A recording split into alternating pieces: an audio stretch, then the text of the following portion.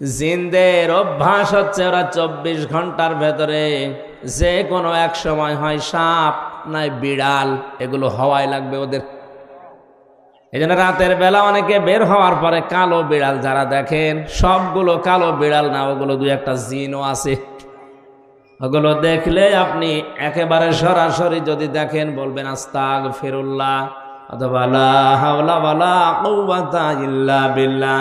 আর একটু বেশি পারলে আয়াতুল কুরসি পড়ে বুকে ফু দিয়ে নেবেন, নয়তো যদি দুষ্টু হয় আপনার একটা ক্ষতি করে দেবে।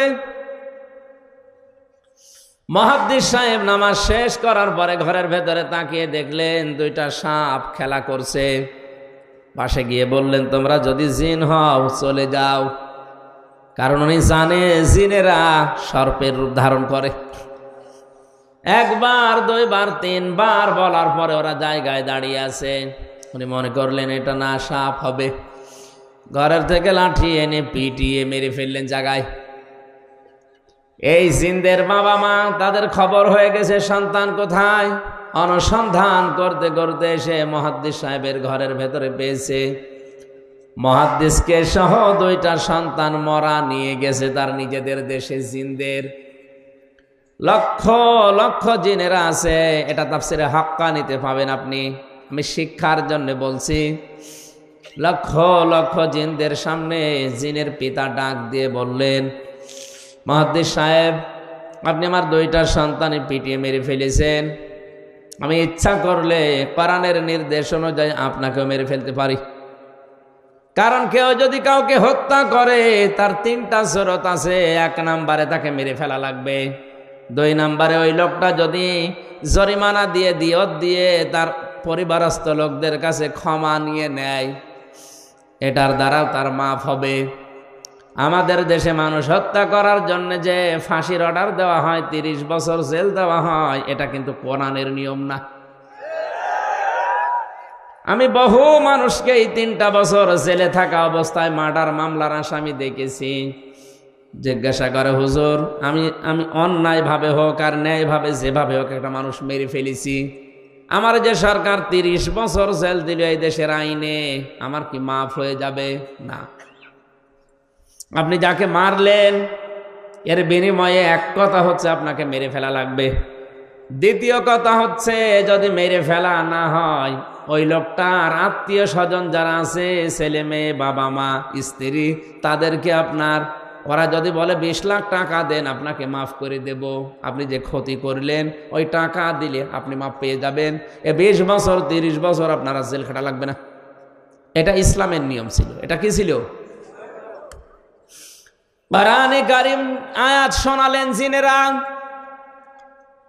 ইয়া আইয়ুহাল্লাযীনা আমানু কুতিবা আলাইকুমুল কিসাসু ফিল কতলা। ওহে যারা ঈমানের দাবি করো তাদেরকে বলছি, হত্যার বদলে হত্যা এটা আমি আল্লাহ লিখে দিলাম। কি করলাম? আরো জোরে বলেন। আল্লাহ কিন্তু ফারাজা শব্দটা দেননি। আলেম যারা আছেন তাদেরকে বলছি আল্লাহ কতিবা দিয়েছেন। ফরজ শব্দ দিলেও তো অর্থ হয়ে যেত, কাতাবা দিলেন কেন? আমি যদি এখন এখানে সভাপতি যিনি আছেন বলি যে এই জমিটা আপনাকে আমি দিয়ে দিলাম মৌখিক, এর কোনো দাম আছে? কারণ জমিও আমার না, এ দেওয়ার ক্ষমতাও আমার নেই। আর আমি যদি এই জমির মালিক যিনি, তাকে দিয়ে দলিলে সই স্বাক্ষর করে লিখে ওনার হাতে বলে এই যে লিখিত, ওই জিনিসের দাম নেই। আরো আসতে বলেন। আল্লাহ শুধু ফারাজন শব্দ দিলে দিতে পারতেন, না দিয়ে কতিবা দিয়ে এটা জানিয়েছেন যে বিধানটা ছোটখাটো না, গুরুত্বহীন না, এটা কিন্তু লিখে সই স্বাক্ষর করে দলিল করে দিলাম, এর দাম আছে। এদেশে যারা দায়িত্বে আছে আজ 53 বছর, এই আয়াতটা যদি ঠিক এইভাবে বুঝে স্বাধীনতার পরে এদেশের সংসদে আয়াতটা কায়েম করে দিতে পারত, বঙ্গবন্ধু হত্যার বিচার আমরা অনেক আগে পেয়ে যেতাম। সুতরাং সঠিকভাবে যদি বিচার ব্যবস্থায় এই আয়াতটা এখন যারা দায়িত্বে আছে সংসদে কায়েম করতে পারে, আগামীতে কিয়ামতের আগে দেশে আর অন্যায় কোনো মার্ডার হবে না। গ্যারান্টি আল্লাহর। আল্লাহর গ্যারান্টি আজ পর্যন্ত মিথ্যা হয়নি, হওয়ার সম্ভাবনা নেই। কথা বলেন না কেন? আপনি একটু মেনে দেখেন না কেন? ফামান তাবিআ হুদায়া ফালা খাউফুন আলাইহিম ওয়ালা হুম ইয়াহজানুন। আল্লাহ পাক বলেন যে হেদায়েত পাঠিয়েছি, এটা যদি অনুসরণ অনুকরণ করে চলতে পারো, আমি গ্যারান্টি দিলাম কোনো ভয় নেই, কোনো চিন্তা নেই। যে সমস্ত ভয়গুলো মানুষ আজ করে, যে রাস্তায় গেলে আমরা অনেকেই খুন হয়ে যাই, বাড়িতে থাকলে অনেকে গুম হয়ে যায়, এই ভয়টা কোরআন গ্যারান্টি দিচ্ছে যে থাকবে না।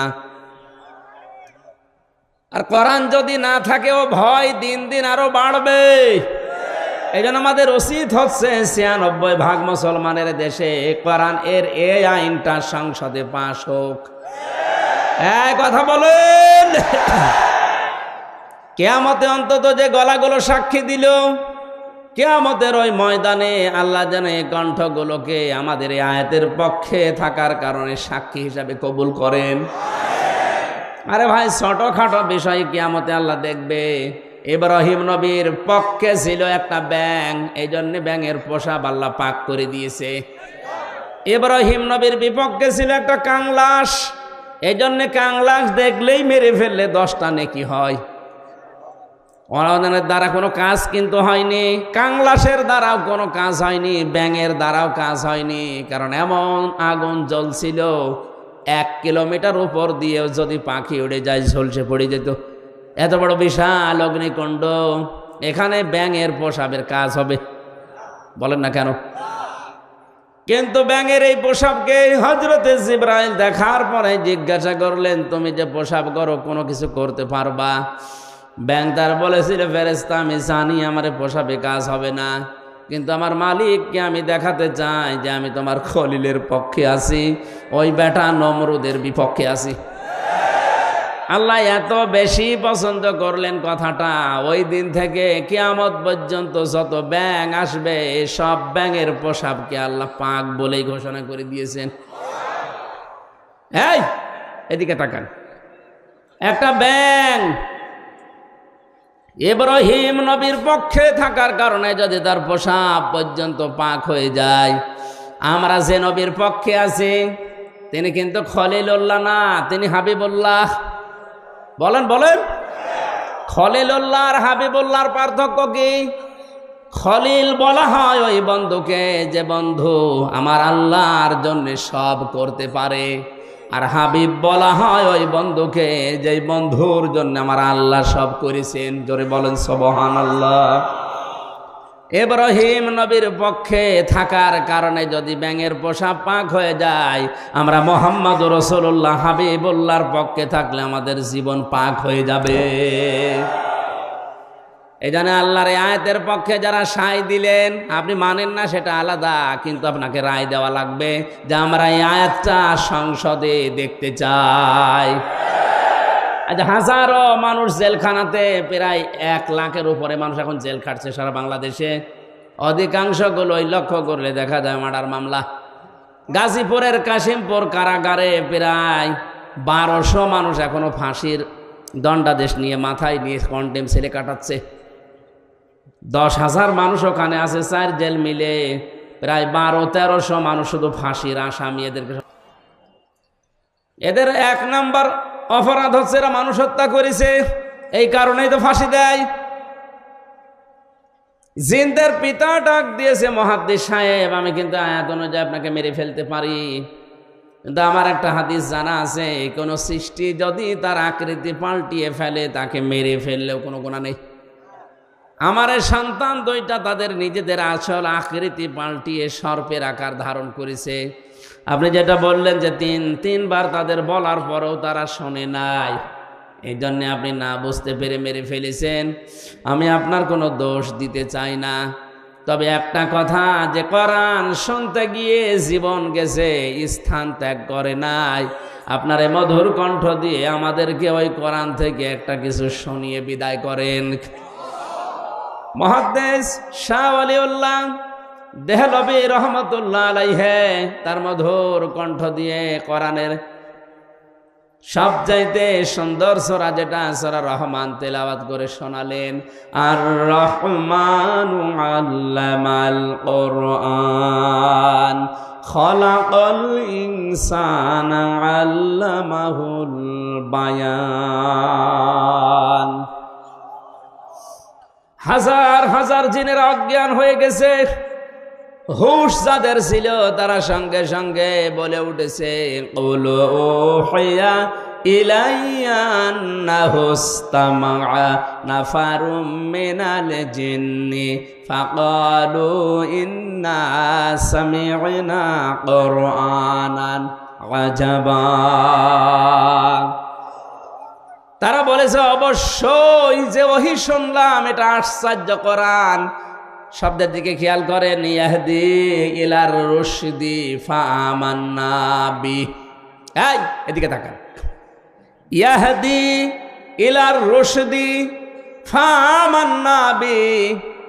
যে কয় মিনিটে আমরা কোরআন শুনেছি, এ কোরআন আমাদেরকে হেদায়েতের পথ বলে দিয়েছে। আপনি মনে হয় বুঝতে পারেননি, জেনেরা কোরআন শুনেছিল কয়দিন? মাত্র কয়েক মিনিট। কয়েক মিনিট লাগে সূরা রহমান পড়তে। এই কয়েক মিনিট শোনার পরে তাদের সিদ্ধান্তের দিকে তাকান, ইয়াহদি ইলার রশদি ফাআমান্না বি। এ কোরআন আমাদেরকে হেদায়েতের পথ বলে দিয়েছে, আমরা ঈমান আনলাম। ওয়ালান নুশরিকা বিরাব্বিনা আহাদা। জীবন চলে গেলেও কোনোদিন আল্লাহর সাথে আমরা শরীক করব না। এখানে আলেম নেই? এই যে আলেম বসে আছে দুইটা, জিজ্ঞাসা করেন মোজারের আগে লান আসলে অর্থ হয় কখনোই না। আমার শিক্ষা দেওয়ার বিষয়, জিনেরা মাত্র কয়েক মিনিট কোরআন শুনে যদি এত বড় বড় সিদ্ধান্ত নিতে পারে যে আমরা সব পথ ভুলে গেছি, আমরা হেদায়েতের পথ পেয়ে গেছি, আমরা ঈমান এনেছি, কোনো দিন জীবন চলে গেলেও আল্লাহর সাথে শরীক করব না। আর আমরা সেই জন্মের পর থেকে কোরআন শুনে আসছি। আমাদের কি এখনো শিরিক বন্ধ হয়েছে? আসতে বলেন। আমরা ঈমান আনতে পেরেছি না। অনেকেই আমরা জানি যে অজু করলে অজু ভেঙে যায় 7টা কারণে, নামাজ পড়লে নামাজ ভেঙে যায় 19টা কারণে। কথা বলেন না কেন? ঈমান আনলে ঈমান ভেঙে যায় 10টা কারণে। এখানে যত মানুষ বসে আছে শুধু বিজ্ঞ আলেমগুলো বাদ দিয়ে যদি জিজ্ঞাসা করা হয়, ভালো ভালো মুসল্লি পর্যন্ত বলতে পারবে না যে ঈমান ভাঙার যে 10টা কারণ। পারবে না? ওর মনে নেই। ঈমানও ভেঙে যায়, মানুষের আমলও ভেঙে যায়। এখন যদি বলেন আমলের আবার হাত পা আছে নাকি ভেঙে যায়? হ্যাঁ, আমল ভাঙে। আমল কিভাবে ভাঙে আমি বলবো। এই এলাকায় যদি কারো আমল ওরকম থাকে, ভেঙে গেলে আমার কিছু করার নেই। আল্লাযীনা কাফারু ওয়া সাদ্দু আন সাবিলিল্লাহি আযাল্লা আমালাহুম।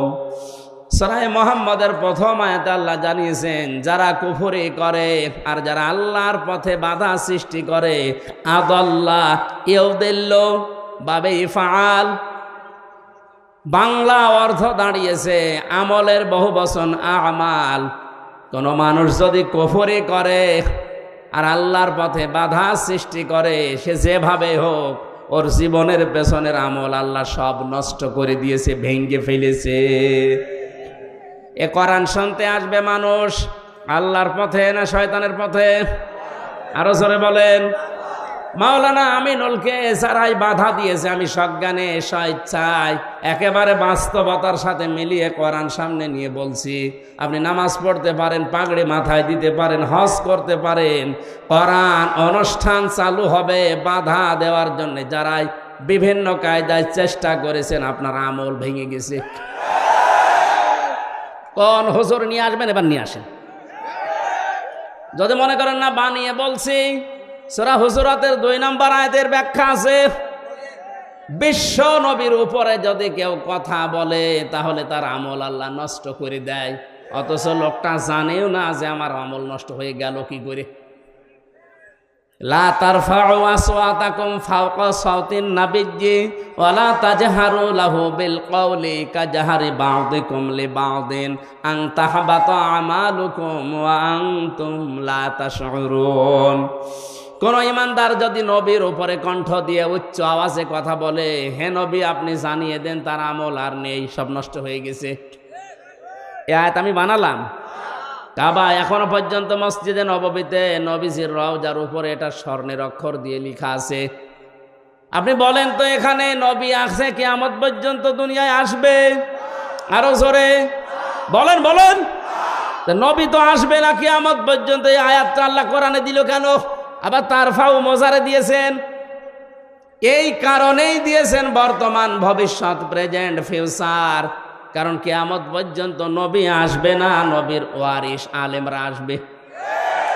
মাওলানা আমিনুল যাই হোক, ওনারে নিয়ে অনেক সমালোচনা আমিও শুনেছি হোক, কিন্তু নামের আগে তো আলেম লেখা আছে।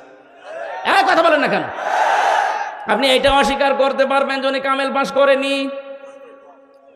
অন্তত এই দেশের শিক্ষা ব্যবস্থা অনুযায়ী উনি তো আলেম, এই দেশে সবাই জানে মাওলানা আমিনুল সিরির বন্দরের আলেম।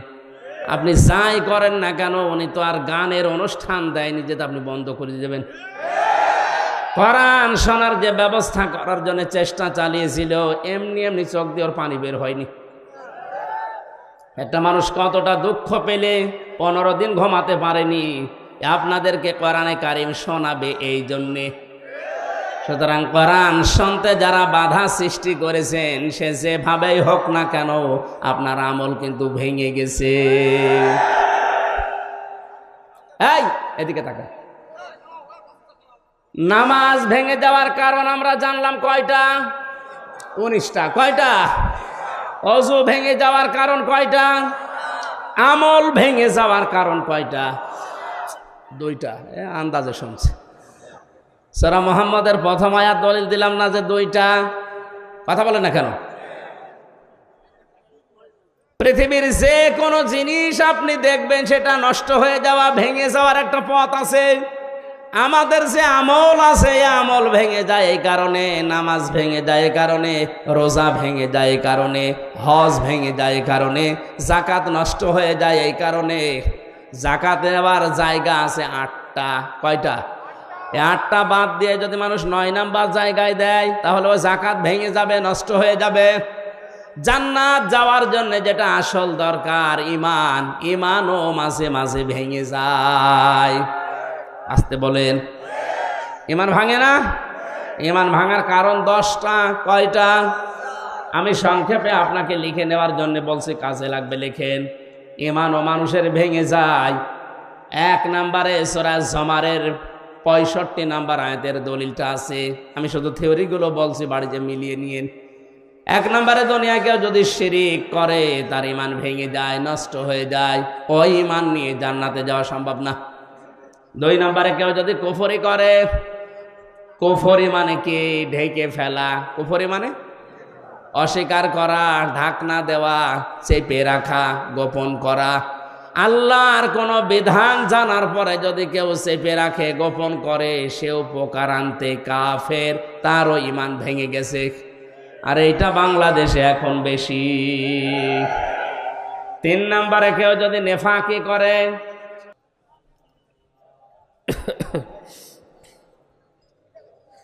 দাও খোদা দাও আমায় আবার ওমার দারাজ দিল, দাওয়ালির মতো বীর সেনানি জাগাতে নিখিল, দাও খোদা দাও আমায় আবার ওমার দারাজ দিল, হামজাকে দাও ঘরে ঘরে জীবন দিতে ওয়াকাতরে, হামজাকে দাও ঘরে ঘরে জীবন দিতে ওয়াকাতরে, আবার কাবা ভাঙতে এলে পাঠাওয়া বাবি,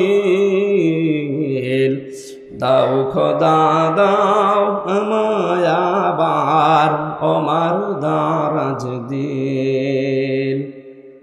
সচ্চা ঈমান দিয়ে পাঠাও শত সাহাবা, যাদের দেখে বিশ্ব আবার বলুক মারহাবা।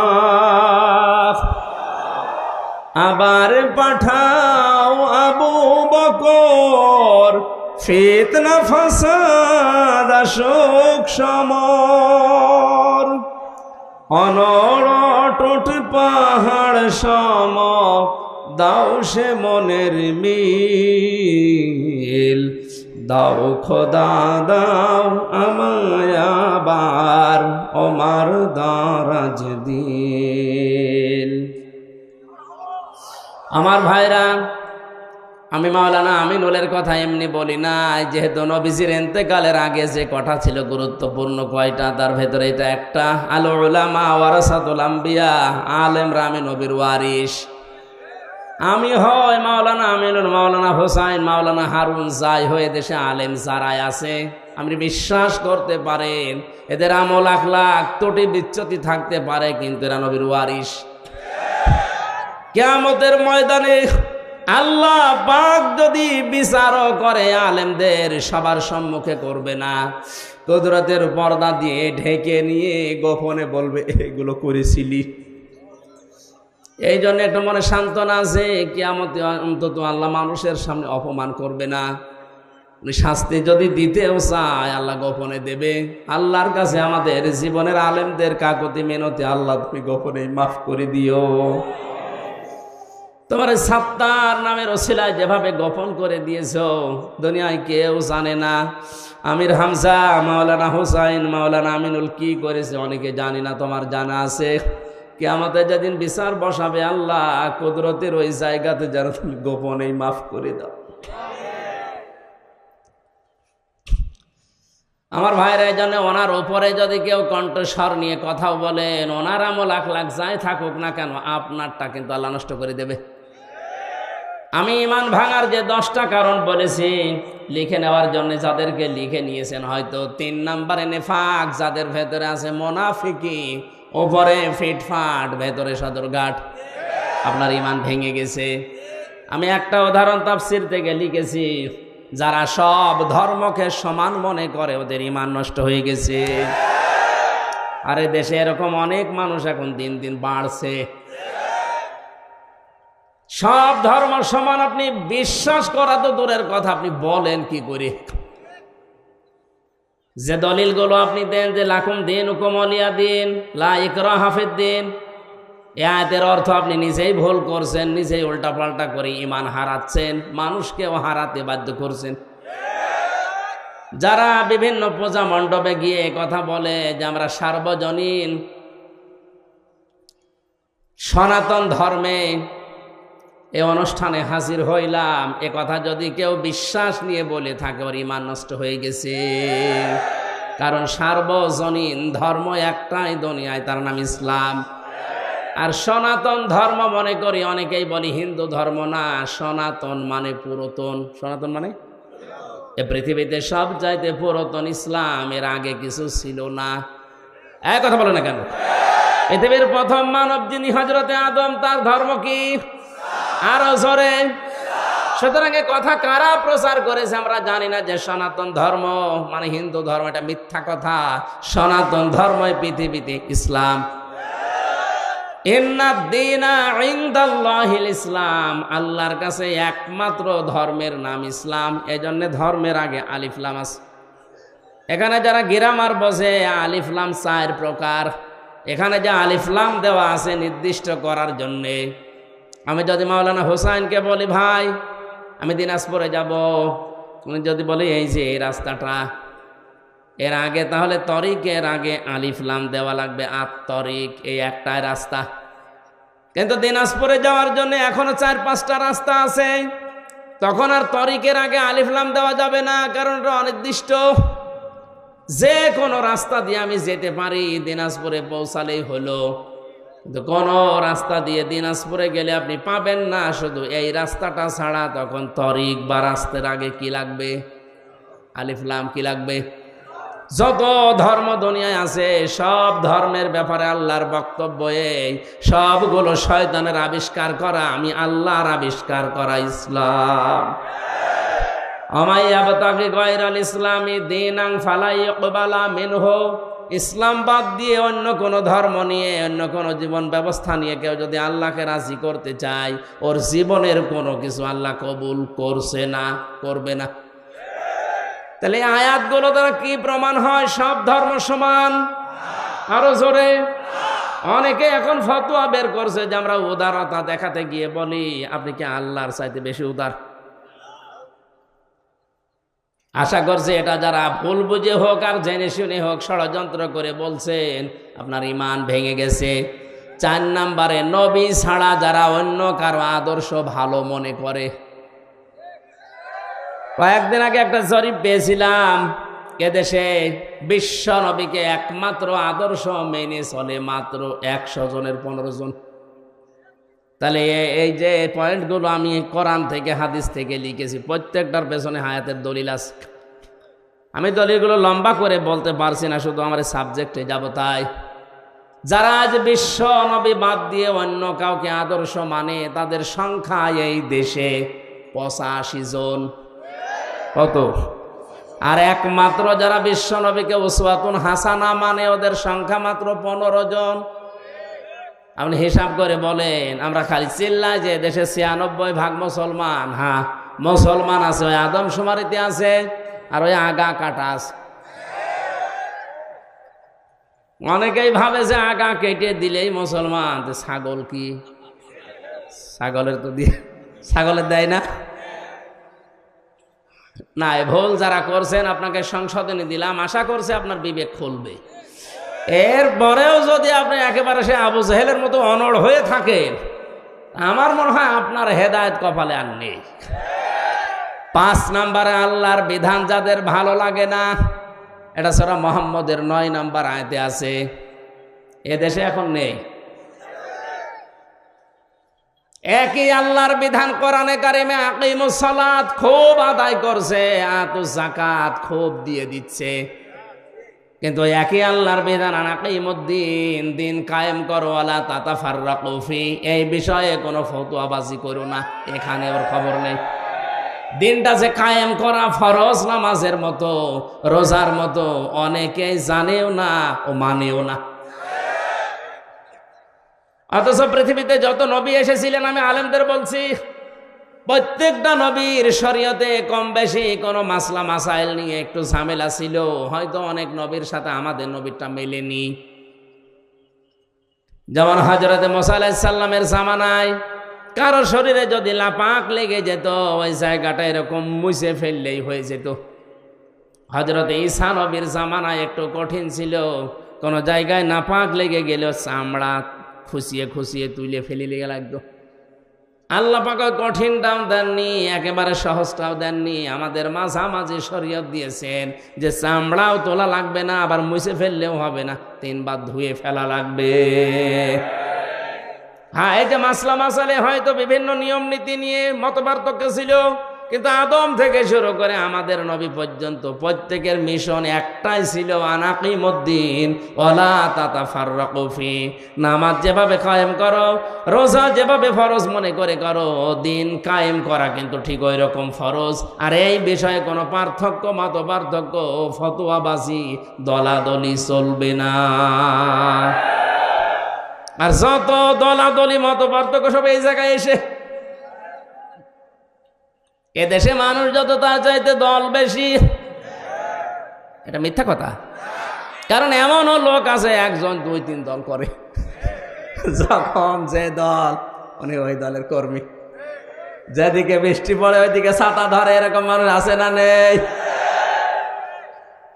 আল্লাহর কোন বিধানকে আপনি যদি খারাপ মনে করেন, হ্যাঁ আপনার বুঝে আসছে না, সেটা আলাদা কথা বলছেন। আল্লাহর বিধানকে খারাপ মনে করলে ঈমান নষ্ট হয়ে যায়, ভেঙে যায়, ব্যর্থ হয়ে যায়। 6 নম্বরে, দিনের কোন বিধানকে নিয়ে কেউ যদি কটাক্ষ করে, উপহাস করে, মর্যাদা দিতে না চায়। এটা আজ দিন দিন বাড়ছে। আল্লাহর বিভিন্ন বিধান নিয়ে মানে তো না, আরো কটাক্ষ করে, আরো উপহাস করে উড়িয়ে দেয়। আমি একটা উদাহরণ দিচ্ছি আল্লাহর কোরআন থেকে, একটু খেয়াল করে শোনেন। কোরআনের কোন আয়াত বোঝার জন্য কেউ যদি চেষ্টা করে, তার কিন্তু 500 রাকাত নফল নামাজের সওয়াব হয়। ইন্নাল্লাযীনা কাযযাবু বিআয়াতিনা ওয়াস্তাকবারু আনহা লা তুফাত্তাহু লাহুম আবওয়াবুস সামা ওয়া লা ইয়াদখুলুনাল জান্নাহ। আল্লাহ পাক বলেন, হে নবী, নিশ্চয় যারা আমি আল্লাহর আয়াতকে অবিশ্বাস করে, মিথ্যা মনে করে, আর যখন আমার আয়াত দিয়ে ওয়াজ করা হয়, তাফসির করা হয়, ব্যাখ্যা করা হয়, সতর্ক করা হয়, ও মানুষ সতর্ক না হয়ে অহংকার করে আরো উঠে চলে যায়।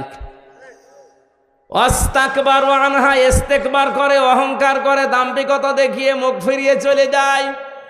লা তুফাত্তাহু লাহুম, তোফাত্তাহু মোজারে, বর্তমান, ভবিষ্যৎ, প্রেজেন্ট, ফিউচার, তার জন্য খোলা হচ্ছে না, হবে না।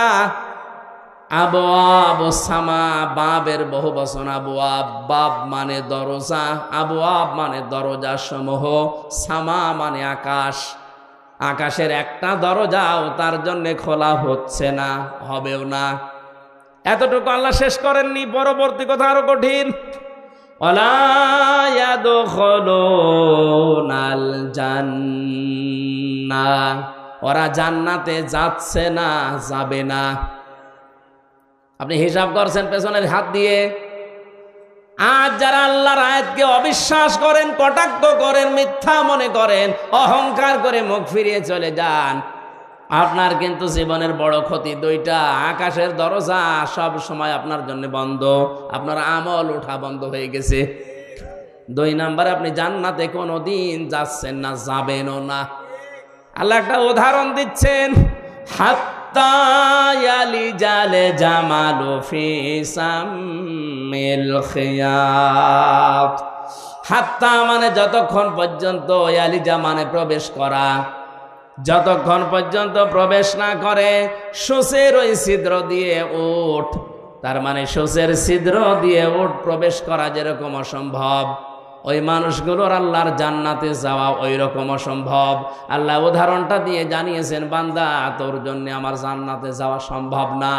সুতরাং আল্লাহর আয়াত নিয়ে যারা কটূক্তি করছেন, তারা থামেন, আপনার জন্য জান্নাতে যাওয়া সূচের ছিদ্র দিয়ে উট যাওয়ার মতো কঠিন। আল্লাহ শেষ করে দিলে হয়তো আমি বলতাম না, এর পরবর্তী কথা আরো কঠিন। ওয়াকাযালিকা নাজিজিল মুজরিমিন, আল্লাহ বলেন এইভাবে করে আমি পাপিষ্ঠদেরকে শাস্তি দেব। লাহুম মিন জাহান্নামা মিহাদু ওয়া মিন ফাওকিহিম গাওয়াশ ওয়াকাযালিকা নাজিজিজ যালিমিন।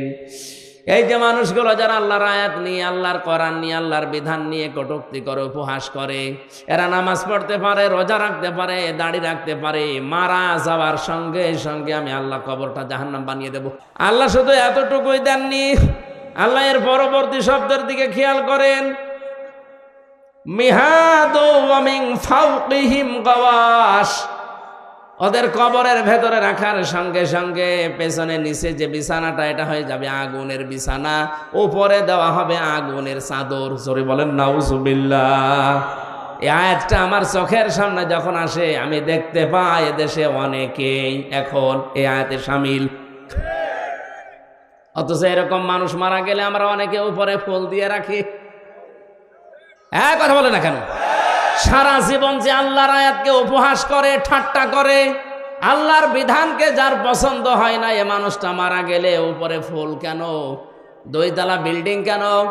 15 তলা বিল্ডিং বানিয়েও কাজ নেই, কারণ আল্লাহ নিজে ওরে জাহান্নামের চাদরের বিছানা দেবে, জাহান্নামের চাদর দিয়ে ঢেকে দেবে। জোরে বলেন নাউজুবিল্লাহ। আমার ভাইরা, যেন ঈমান যেন আপনার ভেঙে না যায়, সতর্ক থাকবেন। 7 নম্বরে যারা জাদুকর, এদের ঈমান ভেঙে যায়। এই এলাকায় মনে হয় নেই। 8 নম্বরে মুসলমানদের বিরুদ্ধে যারা ষড়যন্ত্র করে, এটা এখন বেশি। হ্যাঁ, কথা বলেন না কেন?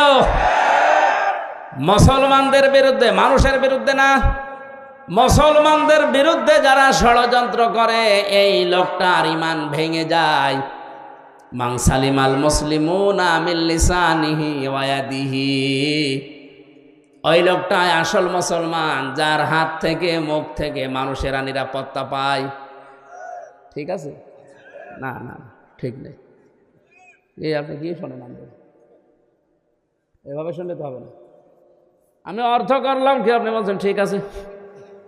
মান সালিমাল মুসলিমুনা মিন লিসানিহি ওয়া ইয়াদিহি, ওই লোকটাই প্রকৃত মুসলমান, যার হাত থেকে মুখ থেকে মানুষেরা শান্তি পায়। ঠিক আছে? হয়নি। কি শোনে ওরা আলেম বলে? আরে ভাই, শব্দের দিকে খেয়াল করে শুনবেন, তো আমার ভুল হলে ধরে দেবেন। এমনি এমনি আপনি স্টেজে বসে আছেন। না না না, হয়নি।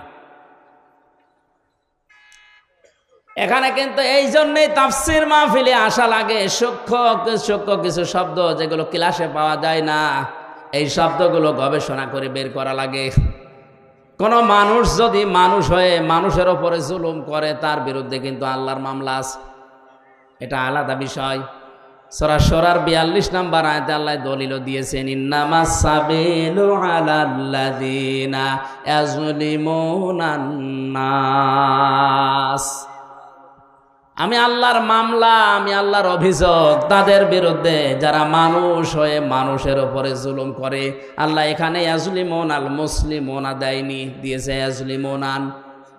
বলেন বলেন, হিন্দু কি মানুষ না? খ্রিস্টান, ইহুদি? তাহলে মানুষ পদবাচ্যে যারা বিবেচিত, সে যে ধর্মের হোক, ওর ওপরে কেউ যদি জুলুম করে, তার অধিকার নষ্ট করে, তার বিরুদ্ধে মামলা কার? এটা আলাদা বিষয়। কিন্তু এখানে আল্লাহর নবী নাস শব্দ দেননি, দিয়েছেন মুসলিমুনা। কি দিয়েছেন? আমি এইটা বোঝানোর জন্যই বলছিলাম, ওই লোকটাই আল্লাহর কাছে প্রকৃত মুসলিম, যার হাতের দ্বারা আর মুখের দ্বারা মুসলমানেরা নিরাপত্তা পায়। আপনি কেমন মুসলমান? আপনার হাতের দ্বারা আর মুখের দ্বারা মুসলমানেরা শান্তিতে থাকে না, আরো আতঙ্কে থাকে। এখানে ইয়াদি মানে এই হাত শুধু না, ক্ষমতার হাত। এক কথা বলেন, আইনের হাত, টাকা পয়সার হাত, প্রভাব প্রতিপত্তির হাত, এই হাতও হতে পারে। এক একটা শব্দের প্রায় 33টার উপরে অর্থ আছে, সর্বনিম্ন 33টা, উপরে 99টা। যেখানে যেই শব্দটা খাটবে, অ্যাপ্রোপ্রিয়েট হবে, ওইটা ওই জায়গায় আপনাকে লাগানো লাগবে। এই জন্য তাফসীর করতে গেলে এক শব্দের একাধিক অর্থ আপনার জানা থাকতে হয়, না একটা শব্দের একটা অর্থ জেনে যদি শুরু করতে চান, আপনি উলটপালট করে ফেলবেন। কোরআনে কারিমে আল্লাহ দরবা দিয়েছেন, দরবা মানে মারা। দরবা মানে কি? আমাদের সে মিজান মন সাহেবে পড়িয়েছে, দরবা মানে আঘাত করা, দরবা মানে মারা। অথচ তাফসীরের ভাষায় 33টার উপরে শব্দ আছে। দরবা মানে দৃষ্টান্ত দেওয়া, দরবা মানে সফর করা। আমার সবগুলো এখন মনে নেই, আমার যতটুকু আয়ত্ত আছে আমি মিলাতে পারি কোরআন পড়তে গেলে, যে এই জায়গায় দৃষ্টান্ত হবে, এই জায়গায় সফর করা হবে, এই জায়গায় মারা হবে। আমি যদি ওই মারাটাই জেনে রাখতাম, অর্থ করতে পারতাম। আল্লাহ পাক এখানে মুসলিমুনা শব্দ নাস না দিয়ে নবীজি কেন দিয়েছেন? এদন শব্দ দিয়ে শুধু এই হাত আমরা বুঝি ক্ষমতার হাতের দ্বারা, আইনের হাতের দ্বারা। যারা মুসলমানদেরকে শান্তিতে থাকতে দেয় না, এরা মুসলমান না। প্রভাব প্রতিপত্তি আছে এলাকায়, টাকা পয়সার মালিক, এই কারণে তাদের এই টাকা পয়সার যে হাত আছে, প্রভাব প্রতিপত্তির হাত আছে, এই হাতের দ্বারাও অনেক মুসলমান আজ শান্তিতে নেই। অনেক মুসলমানের প্রভাব প্রতিপত্তি আছে, জোর করে মসজিদের সভাপতি হয়ে বসে আছে, না দিলে আবার রাগ করে। এটা একটু বেশি হয়ে গেল। হ্যাঁ, মসজিদের সভাপতি হওয়ার জন্য কমপক্ষে 5টা গুণ লাগে। কয়টা? না ভাই, আমার এই ওয়াজ করার দরকার নেই। অনেক সভাপতি শেষে বলবো আমার দরকার নেই, আমি ছেড়ে দিলাম, তোরা চাল আগা যা। আপনি ছেড়ে দিলেও অসুবিধা নেই। এখন যারা সংসদ সদস্য কয়েকদিন আগে থেকে আওয়াজ তুলেছে, বাংলাদেশেও কলকাতার মমতার মতো এই দেশে ইমাম আর মুয়াজ্জিনদের সরকারিভাবে বেতন দেওয়া লাগবে, এই দাবির পক্ষে আমাদের এই সংসদ সদস্য যিনি পিরোজপুরের, উনি বলেছে, তার পক্ষে আছে না নেই?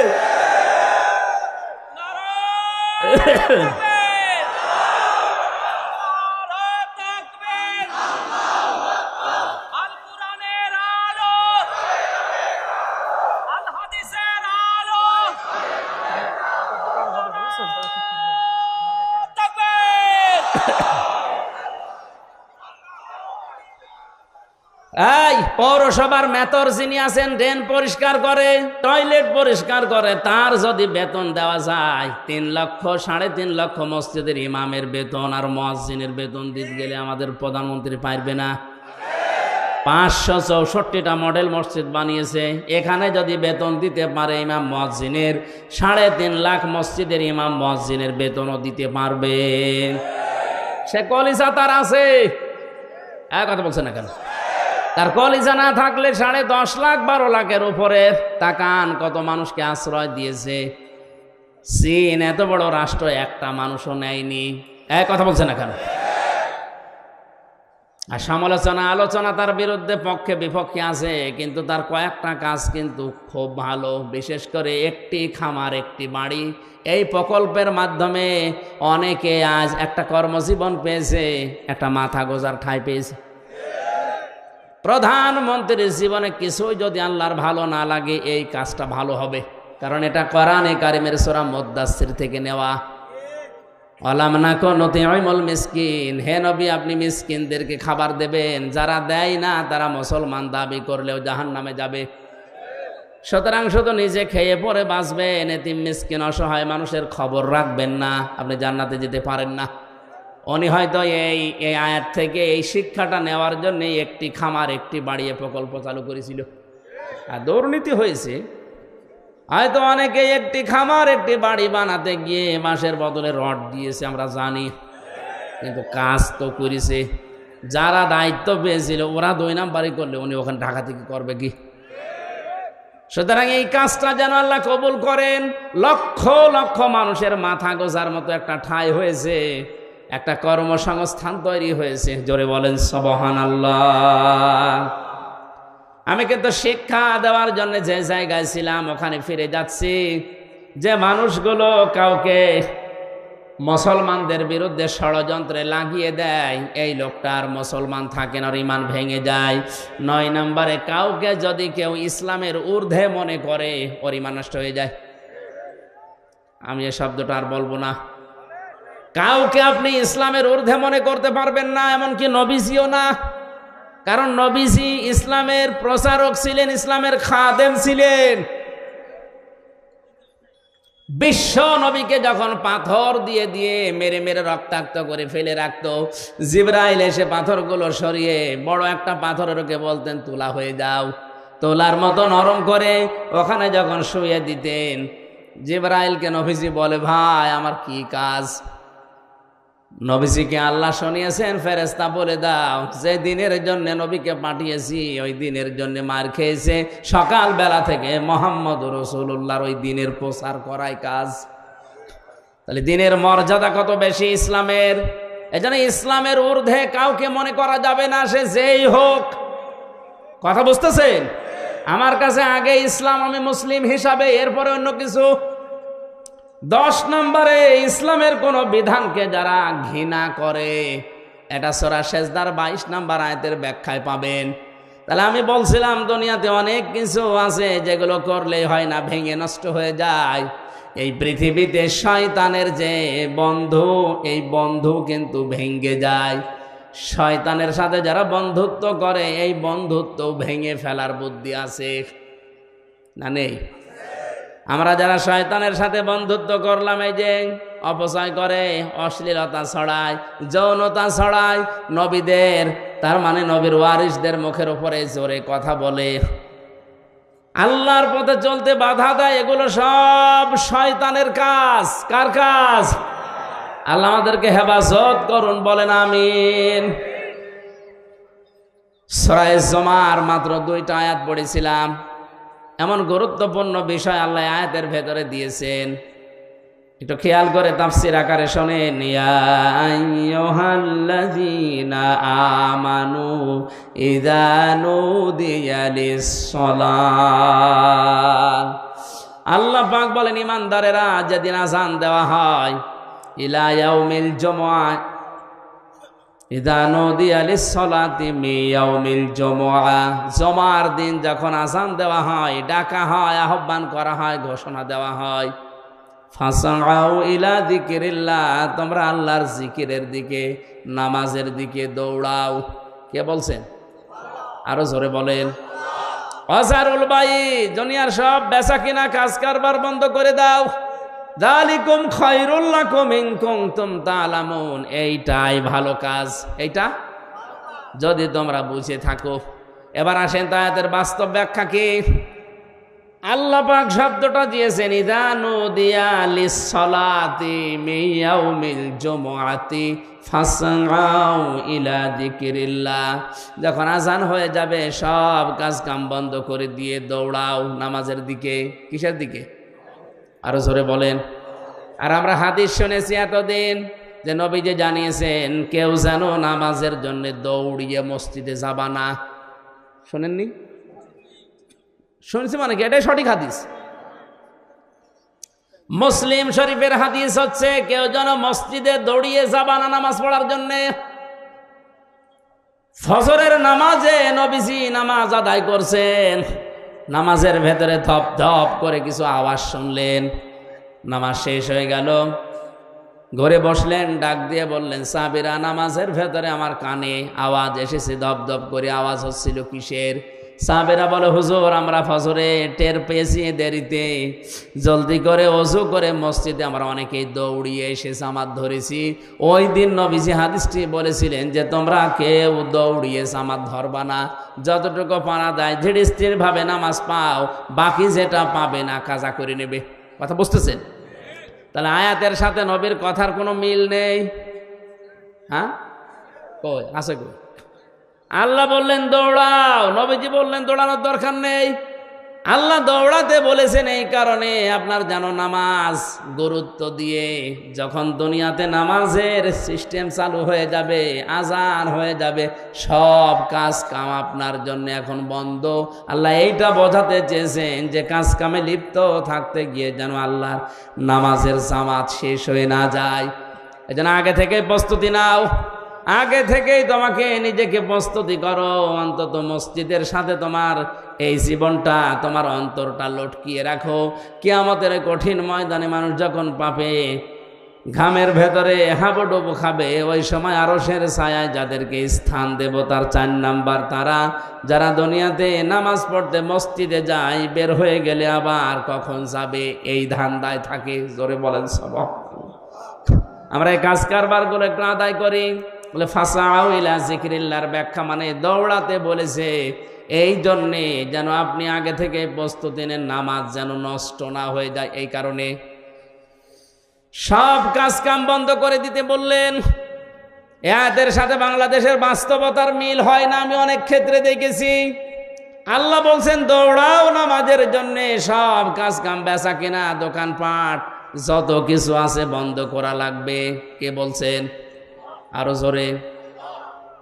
দিনাজপুরবাসী খেয়াল করেন, জমার নামাজ আজান থেকে শুরু করে একেবারে শেষ পর্যন্ত আমার মনে হয় 1-1.5 ঘন্টা সময় লাগে।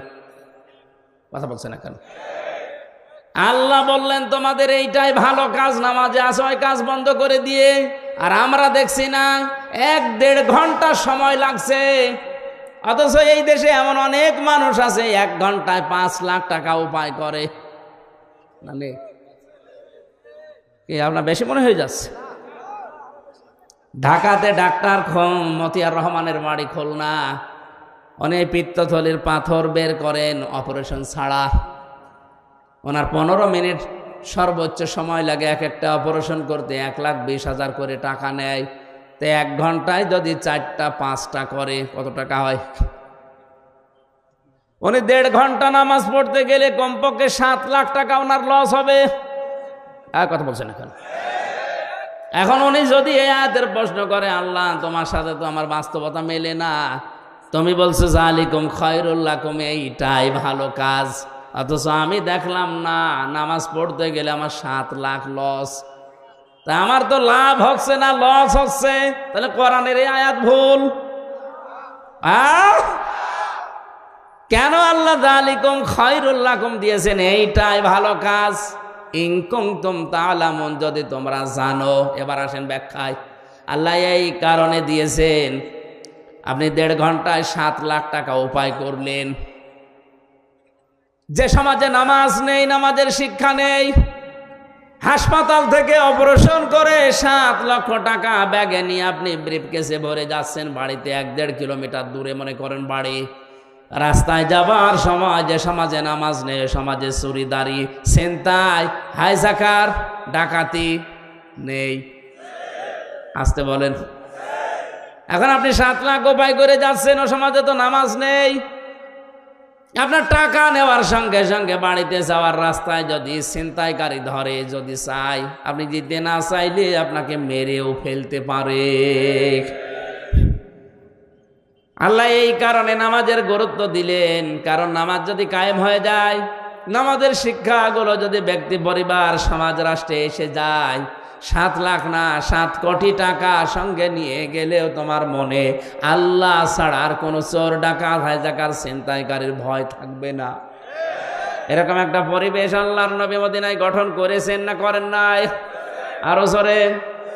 একবারও কি দেখতে মনে চায় না যে নামাজের সমাজটা বাংলাদেশে কায়েম হলে কি করে হাইজাকার মুক্ত, সন্ত্রাস মুক্ত, দুর্নীতিবাজ মুক্ত, সাদাবাজ মুক্ত, চোর ডাকাত মুক্ত একটা জীবন কিভাবে চালানো যায় শান্তিতে, ওটা দেখতে মনে চায় না? আরো জোরে বলেন, চাই না। আল্লাহ এই জন্য এটা বলেছেন যালিকুম খায়রুল লাকুম, এটা ভালো। এজন্য নামাজ কায়েম করো, নামাজকে দাঁড় করাও। হ্যাঁ, নামাজ যখন পরিবারে, সমাজে, রাষ্ট্রে কায়েম হয়ে যাবে নামাজের শিক্ষাগুলো, তখন আর মসজিদে বসে থাকার দরকার নেই। ফাইদা কুদিয়াতিস সালাতু ফান্তাশিরু ফিল আরদি ওয়াবতাগু মিন ফাদলিল্লাহ। নামাজ যখন শেষ হয়ে গেছে, এখন আর মসজিদে থাকা যাবে না, এখন ছড়িয়ে যাও, ছিটিয়ে পড়ো, অনুসন্ধান করো আল্লাহর রিজিক। আল্লাহর কি? আরো জোরে। এতে বিধান হচ্ছে 2টা, একটা নামাজ পড়ো আর একটা ছড়িয়ে পড়ো। খেয়াল করেন, তাহলে নামাজও ফরজ, জমিনে হালাল রুজির জন্য চেষ্টা করা, কষ্ট করা। আরো জোরে। আল্লাহ কিন্তু নামাজের আগে ওয়াজকুরুল্লাহ দেননি, যে নামাজের আগে তোমরা আল্লাহর বেশি বেশি জিকির করো, বলেননি। কিন্তু ওয়াজকুরুল্লাহ কাসীরা দিয়েছেন, ওয়াবতাগু মিন ফাদলিল্লাহর আগে। তোমরা যখন অনুসন্ধান করতে যাবে রিজিক জমিনে, তখন কিন্তু আল্লাহর জিকির, আল্লাহর স্মরণ ভুলে যেও না, কারণ আমি আল্লাহ জানি নামাজে দাঁড়িয়ে মানুষ এমনি আমাকে ডাকবে। কিন্তু বাস্তবতায় গিয়ে, কর্মজীবনে গিয়ে, প্র্যাকটিক্যাল লাইফে গিয়ে যদি আমি আল্লাহর কথা মনে না থাকে, ওখানে দুর্নীতি হওয়ার সম্ভাবনা আছে না নেই? এই জন্য নামাজের ভেতরে অনেককে দেখা যায় কাকু কাঁদতেছে, নামাজের গুরুত্বও দিয়েছে, কিন্তু কর্মজীবনে যে এই জিকিরটা আর স্মরণ করে না, এই জন্যে ঘুষ খায়, সুদ খায়। আরো জোরে বলেন। ভার্সিটিতে থাকাকালীন একবার মাস্টার্সের সার্টিফিকেট নিয়ে আসতে গেছে, যার কাছে গেলাম, বললাম স্যার সই করে দেন একটা সিল মেরে। অনেক আমারে বলছে হামজা তাড়াতাড়ি কর। বলছে স্যার আমি তো তাড়াতাড়ি করছি। কিছুক্ষণ পরে আমার বলছে তাড়াতাড়ি কর, আমি জোহরের নামাজে জামাত ধরবো। আমি বলছি আমি তো তাড়াতাড়ি করছি, আমি গাড়ি ধরবো। মাথা নিচু করে বলছে 1000 টাকা বের কর। তো আপনি জামাত ধরবে? কিসের জামাত আপনার? এইটাই আপনার আসল জামাত। সরকার আপনার কাছে 8টা ঘন্টা কিনে নিয়েছে, 45,000 টাকা বেতন আপনার। কথা বলেন না কেন?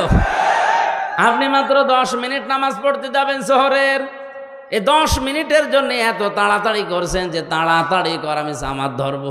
তা আপনার যে 8 ঘন্টা জামাত এখানে চলছে, ছেলেমেয়েরা আসবে, সই করে ছেলে মেরে দেবেন, এইটাই আপনার জামাত। কথা বলেন না কেন?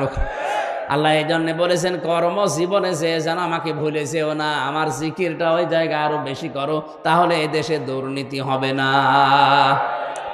আয়াতের শেষে ছিল লাআল্লাকুম তুফলিহুন, যদি এটা করতে পারো আমি আল্লাহ বলছি তোমরা সফল হয়ে যাবে। জোরে বলেন সুবহানাল্লাহ। এই জন্য আমরা যদি আল্লাহর রিজিক অনুগ্রহ পেতে চাই, আল্লাহর দয়া পেতে চাই, এদিকে তাকান, আল্লাহর অনুগ্রহ যদি কেউ পেতে চায় তাহলে জমিনে আসা লাগবে, আর আল্লাহর রহমত যদি কেউ পেতে চায় মসজিদে যাওয়া লাগবে।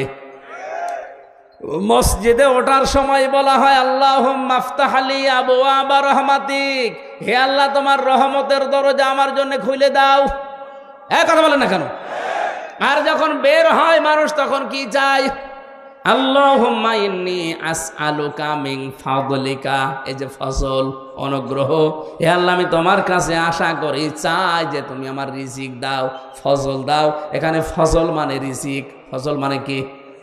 তাহলে আমাদের কাজের সময় কাজ করা লাগবে, আর নামাজের সময় দুনিয়ার সব স্টপ, নামাজ পড়া লাগবে। এখন থেকে সিদ্ধান্ত নিয়ে যান, যত কঠিন পরিস্থিতি তৈরি হোক না কেন, ফরজ নামাজ আমি জীবনে আর ছেড়ে দেব না। হ্যাঁ, আমি আর চাই করি না কেন, ফরজ নামাজ, নামাজ শেষ হয়ে গেলে মসজিদে আর বসেও থাকবো না, কারণ আল্লাহর নির্দেশ ফান্তাশিরু ফিল আরদি ওয়াবতাগু মিন ফাদলিল্লাহ। নামাজ শেষ হয়ে গেছে, এখন জমিনে ছড়িয়ে পড়ো, এ নির্দেশ কার? নবীজি জানিয়েছেন আল কাসিবু হাবিবুল্লাহ, যারা কাজ করে খায় জমিনে এরা সাধারণ মানুষ না, এরা আল্লাহর বন্ধু। আমরা আল্লাহর বন্ধু খোঁজার জন্য সেই চট্টগ্রামে যাই, বরিশালে যাই, সিলেটে যাই, ফরিদপুরে যাই। কে বলেছে ওগুলো আল্লাহর বন্ধু? যারা কাজ করে খায় না, বসে বসে খায়, ওগুলো আল্লাহর শত্রু। আল কাসিবু হাবিবুল্লাহ, যারা উপার্জন করে খায়, কাজ করে খায়, এরা কার বন্ধু? এই কাজটা যত ছোট হোক কোনো অসুবিধা নেই। এই যে মাইক টাঙিয়েছে যারা, এরাও কাজ করে খায়, রাস্তা ঝাড়ু দেয়, এরাও কাজ করে খায়। এই জন্য আয়াতের শিক্ষা হচ্ছে নামাজের সময় হয়ে গেলে দুনিয়ার সব আমার কাছ থেকে মাইনাস হয়ে যাবে। নামাজের সময় হয়ে গেলে দুনিয়া বলে আমার আর কিছু নেই, আমার এখন আল্লাহর বিধান সামনে, নামাজ শেষ, এখন আমাকে যাওয়া লাগবে কর্মজীবনে রিজিক তালাশ করার জন্যে।